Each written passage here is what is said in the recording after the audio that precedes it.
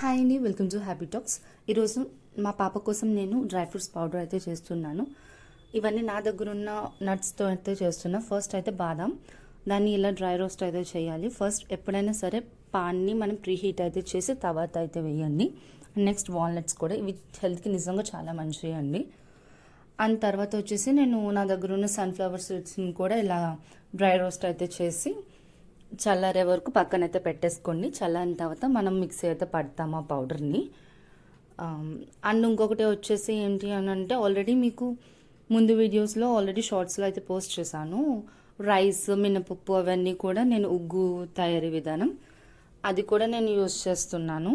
Like అది ఇది సపరేట్గా అయితే పౌడర్ చేసుకుని పెట్టుకుంటున్నాం ఇక్కడ చూపించిన విధంగా.